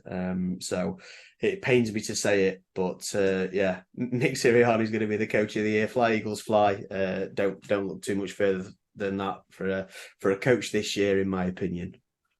That's fair, mate. I'm up next for Coach of the Year, and I'm going to go for Dan Campbell of the Detroit Lions. Like I mentioned earlier, I fancy him to win the NFC North. I think he's very similar to sort of a Josh Allen and an MVP. Like the league wants him to win that. They'll find any excuse for him to win. And I think I mentioned earlier about the history and things like that of the Lions. They've really struggled over the years. They took Stafford number 1. They took Megatron number 2. They've been a bit of a dead team for a number of years. So I think if Campbell can get him in a position where they win the NFC North, the league will trip up over themselves to give him Coach of the Year for that speech and everything else that will go with it. So, yeah, if I fancy the Lions to win their division, Dan Campbell's got to be a favourite to win Coach of the Year if that happens. So it'd be silly of me to not put my name to that. Sam, where are you going for Coach of the Year? Yeah, if you've been paying attention, you'll know exactly where I'm going. And if I'm backing the Chicago Bears to win the North for the exact same reason as you, I can't not back Matt Eberflus to win Coach of the Year. I think Kemp's got a good point with Sirianni, but I think he's expected to now do well. I think you can stick most coaches in that team now. I know he's helped build it, but most coaches will probably succeed with that Eagles team. And bear in mind, this is an award that's only regular season only. They don't count the playoffs, whatever they've done. So for me, even if the Bears win the division and lose at wildcard round, I think Matt Eberflus would be deserving of Coach of the Year for that. That's fair.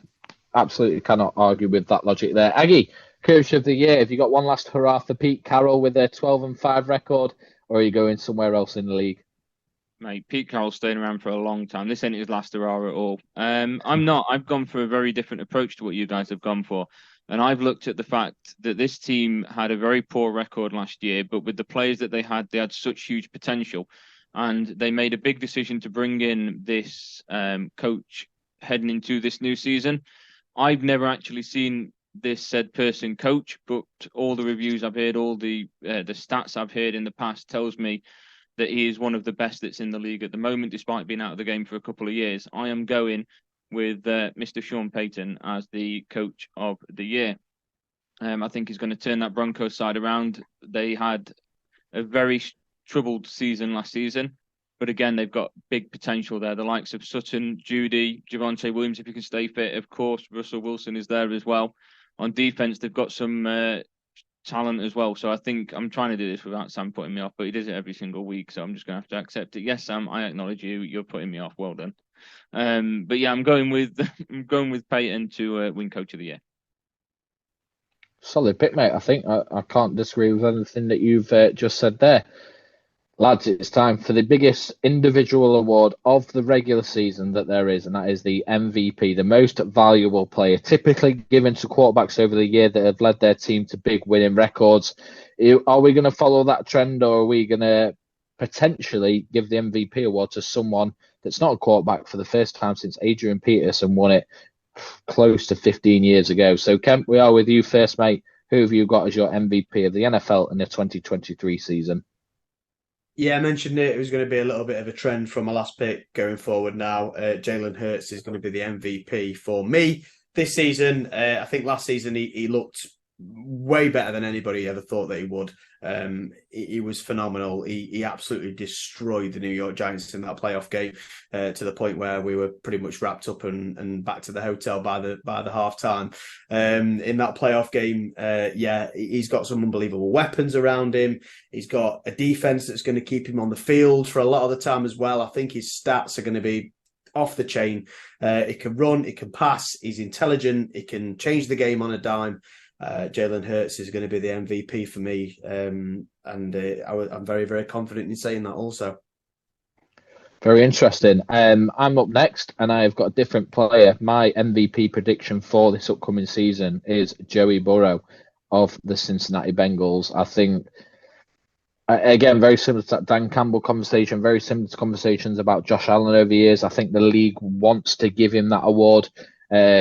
He's a great sort of face of the league. So I think if he produces what I think he will produce for the Cincinnati Bengals this year, then yeah, he's going to be right up there in MVP contention. So yeah, Joey Burrow is my prediction. Sam, one for Hurts, one for Burrow. Have you got a new name to add to the list? Are you going with a safe pick, or are you going somewhere else? I'm definitely not going for the safe pick. I'm going for probably the wildest pick out of the four of us, I'd say. And again, if you're paying attention, you kind of know where I'm going with this. And it's Justin Fields of the Chicago Bears to take the league MVP. Right. Stop. Are you taking the piss? Are you being genuine here? 100% genuine. I have been since we started recording. He's doing everything he fucking can to curse these Chicago Bears, isn't he? You bet you. Justin Fields, MVP, I think he's going to have a very similar sort of season to Hurts had last season. Hurts, very similar style of player. It didn't really look great in his first season, and all of a sudden, season 2, he just fucking blew up. And I think that's exactly what Justin Fields is going to do, and I think it's what he's got to do. If the Bears are going to be where I think they're going to be, he's going to have to be a big part of that. So I think for that reason alone, I think I've got to give him the MVP for the regular season. Justin Fields. I feel like we've missed a trick by not saving that till the end, because that's probably a bold prediction contender as well. But Aggie, who have you got for MVP this season? I've just been sat here trying to think of a way in which I can make you believe that I'm about to choose Baker Mayfield for the second time, but I'm not, don't worry. I'm going for the safe pick. I am going for the current defending MVP, and that is Patrick Mahomes, who, of course, has been absolutely phenomenal within his career so far within the NFL, and I think he's just going to continue to thrive in Kansas. There's not really much more that you need to say at this point to justify it, do you? No. Yeah. To be honest, I think if you'd have gone for Baker Mayfield, I don't think that'd have been the boldest MVP pick of the round, mate. To be fair, but we move. Yeah, I fucked up there putting a last there. To be fair, next up, bold prediction. So here we go. This is obviously not based on fact. This could potentially be open to interpretation and opinion, but we'll put our names to it regardless. Kemp, what would you consider your only same as Breakout Player, though, isn't it? Really, that's sort of down to no stats involved. Yeah, very true. Kemp, what have you got as your bold prediction for this season? Yeah, I mentioned that I thought the Arizona Cardinals looked pretty weak all over the field, and that's I'm going to carry that into my broad prediction as well. The Arizona Cardinals will get one or fewer wins this season. They won't quite go for 0-17. They won't quite be that bad, I don't think. But I think they'll get one win, and I think it'll be a bit of a miracle fluke win at that. So yeah, Arizona Cardinals with one win on the board this season for me is my bold prediction. Could potentially become the first ever team to go 0-17 with the recent increase in regular season games, but we will see. I am up next. My bold prediction is for the Detroit Lions to make the championship game for a place in the Super Bowl. Now, I won't give away what teams I think won't make it, because then I'm definitely giving away either my runner-up or my Super Bowl prediction, but I think Lions can go so much further than they've ever been before. Sam, you mentioned about wheels falling off and things like that, but I think they're leveling off. I think Goff, having been to a Super Bowl before, I think we see the Detroit Lions in the Super Bowl game, in the championship game against a team that I have either as the runner-up or as the Super Bowl winners coming up shortly. But yeah, Lions to be in that championship weekend come late January / early Feb next year. Fair enough. I can see Kemp rubbing his hands together there at the thought of Jared Goff making the championship game again. Just putting them rings on my fingers, mate. Just putting them rings on my fingers. Absolutely. Who's next, Skimby? Before you mute your son, you cunt. I did mute myself, and you're up, mate. Oh, it's me. Oh, fair enough. My bold prediction. Right. So, another one that I have been toing and froing with, and I'm going to go in-house this time, and I'm going to make it about the Green Bay Packers and about Jordan Love. And my prediction is this. Jordan Love will have a better season statistically than Aaron Rodgers last season in Green Bay. Aaron Rodgers last season in Green Bay, he had 3,695 passing yards, which was 11th in the league. 26-12 touchdown to interception ratio, which is really poor from Rodgers standards, really. 26 touchdowns, 12. And a QBR of 39.3, which was 26th in the league. So when people are coming in worried about Jordan Love's performance... Is that an average QBR of 39? Yeah, average QBR of 39. That's really bad. 26 in the league in ranked amongst all quarterbacks. So people are coming in panicking about Jordan Love, and we missed out on the playoffs by one game, that loss at home to the Detroit Lions. So if Jordan Love comes in and just shows a little bit, then I think we could well be in business, and that's why I put us down as having a winning record. So my bold prediction is Jordan Love will have a better season statistically than Aaron Rodgers' final season in Green Bay. Big play, mate, and I'm sure this time next year, if that does happen, you'll be very excited at what the potential future of the Green Bay Packers holds, and it being in the trusted hands at that point of Jordan Love. Aggie, closes off on the ball predictions, mate. Where are you going? I've gone with one team that made the playoffs last season not to make it this year as a duplicate with a team that's not made the playoffs last year. I don't remember them making the playoffs last year, should I say, and everyone expects them to this year. And I'm going with neither New York side will make the playoffs. That's the Jets or the Giants. Ooh, wow. I think the Giants, as I've mentioned already, they're in a very tough division. The Eagles, we know, are going to be standout performers, although we've already said it. I think the Cowboys, they always seem to have the upper hand against the Giants, or the feeling I get is they have the upper hand against the Giants. I think the Jets are in a very, very tough division that I think they're going to miss out on the playoffs. It could be very close for them, but I think they're going to miss out on the playoffs. So yeah, I'm going with neither New York side to make it by the end of it. That'd be unbelievable. Very bold, very bold. Bolder than me. Yeah, absolutely indeed. Right, we are now on to the Super Bowl runner-up and the Super Bowl winners. The big one, the main game, the top game, the one of the biggest games in all of sport, regardless of the sport itself. We have changed up the order slightly for this. Aggie, we're going to start with you, then Sam, then myself, and then close with Kemp. And we're going to discuss our predicted runners-up first. So, Aggie, who do you see being on the losing side of the Super Bowl game come February 2024? This was a difficult one for me to pick because I've backed their quarterback quite heavily throughout this podcast, and I'm going with the losers of the Super Bowl, and the winners of the AFC, the Kansas City Chiefs, to get all the way there once again, but fall at the final hurdle. I think it's one of those things that they've obviously won it quite a few times, and it's difficult to really go into the reasons why. So I'd rather do that when I'm telling you who the winner is. It's really funny that you've picked them as the runners up, but you've used the champions badge to pick them as the losers. I feel like I have to just to keep myself like within a good name within the Kansas City fan base. So to be fair, if you look closely at the picture without having to looking really weird on the camera, does it say AFC champions or does it say Super Bowl champions? It says AFC champions 2020. There you go then. You see, he's done all right, Sam. He's done all right. So then, still says champions. Not letting him off. AFC champions. Not letting him off. Not letting him off. They'll not care at that point. If they lost the Super Bowl, they'll not give a shit, I'm sure. But Sam, runners up. Aggie has gone for Chiefs of the AFC. Are you going for the AFC to be on the losing side and a new team, or the Chiefs, or have you got an NFC team to put as your runners up this upcoming season? I have got the Super Bowl going over to the NFC. So my losers will be the AFC team, which is the Cincinnati Bengals. They will be my runners-up. Ooh, okay. Reason being, for everything you've said about Joe Burrow, I completely agree. I think he's primed for a hell of a season. I think he's going to probably push my dark horse, Justin Fields, all the way for that MVP award.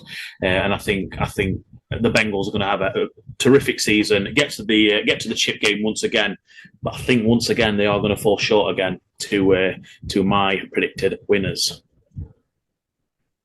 Fair. I'm up next, and I'm going to go with a team that I've already predicted during this episode to win their division, and I'm going to move away from you two, and I'm going to go with an NFC team to be the runner-up in this year's Super Bowl, and that will be the San Francisco 49ers.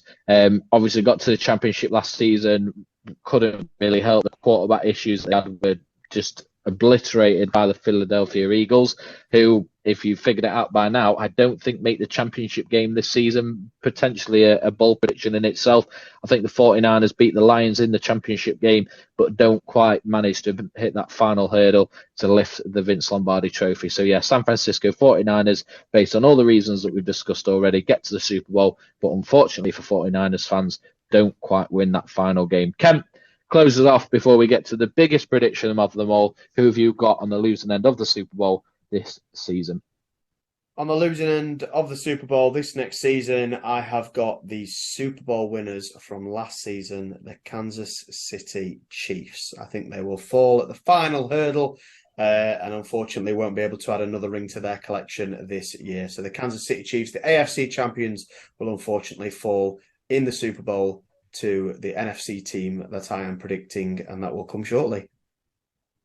It certainly will. So it looks like I'm the only person going for an AFC winner this season. But Aggie, kick us off. Who are you putting your name to? The biggest prediction of them all. Who have you got winning the Super Bowl this upcoming season? I backed them to win the Super Bowl last year, and I'm backing them to win the Super Bowl this year. I think we're going to get a repeat of what we saw last season, just with a different outcome, and I am going for the Philadelphia Eagles. And yes, this one's okay to say champions, Sam. I think that when they get to the Super Bowl against the Chiefs, I think they're just going to... It got very close last year, and I think they've only strengthened since then. The Chiefs, I don't think, have strengthened quite as much, and I think it's just going to go in favour of the Eagles, probably with a reverse scoreline, to be fair. It was close last season, as we know. Went down to, I think it was, about 30 seconds left when they took that field goal, something along those lines, maybe a minute, if that. So, yeah, I think the Eagles, with the additions they've made, especially, DeAndre Swift and Rashad Penny at running back in place of Miles Sanders, I think now gives an extra dual threat at running back instead of just it being reliant on Jalen Hurts. Of course, A.J. Brown and Devontae Smith and Dallas Goedert, again, as the receivers there, the options. They've added Jalen Carter and, as Sam said earlier, Nolan Smith as well. They've got a very stacked team, and as I've said throughout this podcast, they are, for me, the best all-round team in the NFL at the moment. Come Kemp don't fucking jump out his box at anybody else other than me correcting people's for fucking pronunciation of names. Devontae Smith. Mate, is that Devontae? Because he says it about every word I say. For example. I can't say a word. It's fair point. He's got a fair point there. Okay, now why have I fucking caught a fucking shade there? I've sat here minding my own business, man. What's going on here? Problem. Catching bullets. Sam, you're up next, mate. You had the Cincinnati Bengals as your runner-up, so you're clearly going for an NFC team. Aggie has done the same by going for the Philadelphia Eagles, the runners-up in last season's Super Bowl, losing out to the Kansas City Chiefs. So, are the Eagles your predicted winner of it all this year, or are you bringing someone else into the mix? Bang on. The Philadelphia Eagles will be the 2023 Super Bowl champions, not world champions, Super Bowl champions. Yeah, for everything that Aggie's just said, I think they're so strong in that roster, so deep, especially on the defensive line. And I think defense wins championships, as the old adage goes. So yeah, Philadelphia Eagles for me has got probably the best roster in all of football, probably the best. Arguably the best tandem at wide receiver as well. Arguably the best quarterback. Arguably the best offensive line. So yeah, I'm going to back them to take the chip all the way and bring that championship home to Philly. So R.I.P. Philadelphia when them fucking idiots wreck the city. Yes, they do. Kem, just for the purpose of potentially creating some half-decent content, you, like Sam and like Aggie, went for the NFC to win. So shall we very quickly switch sides? Switch it up. That you have potentially also gone for the Eagles? Switch it up, mate. Yeah. There's no interest in my Super Bowl pick. It's a very boring one, and it's the Philadelphia Eagles for very similar reasons to what Aggie and Sam have just said. They're unbelievable on both sides of the ball. Like I said, I think that their quarterback will get MVP as well.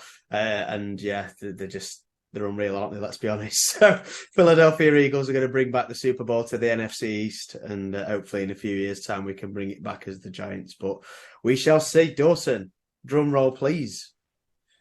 Yeah, drum roll as I wear my AFC hat. I'm the only person here that supports an AFC team. And at this point, nearly 2 hours deep, I'm the only person predicting an AFC team to win the Super Bowl. As I mentioned earlier, the 49ers, I think, not the Eagles, will be the NFC team representing, or the team representing the NFC in the Super Bowl, but they will come out on the losing end, which means an AFC team, in my opinion, will win the Super Bowl, and that team will be the Cincinnati Bengals. I think I've mentioned already Joey Burrow for MVP, that we all know their strengths. We all know what they're good at. We've mentioned their weakened offensive line. And despite that, they still got to the Super Bowl a couple of years ago, coming up very, very, very, very just short against the Los Angeles Rams. And I think they have improved it. They've got experience. They've been all the way just about. They've had big wins against the Kansas City Chiefs coming from behind in the playoffs. They've shown they can do it. And I think this is the year that the Bengals win it all. And players like Chase, players like Burrow, players that won it all at college level, bring that experience, bring that winning mentality to the NFL and lift one of the biggest trophies in all of sport. So for me, Super Bowl champions of 2023 is the Cincinnati Bengals.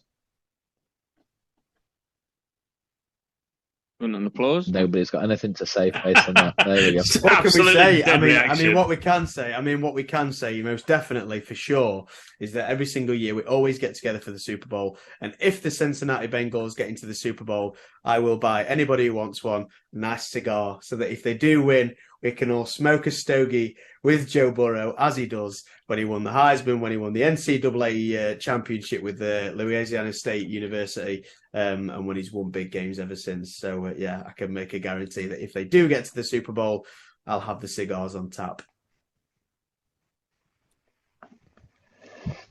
There we go. On that note, lads, that's episode 66. That is our names to our picks and our predictions for the NFL season of 2023.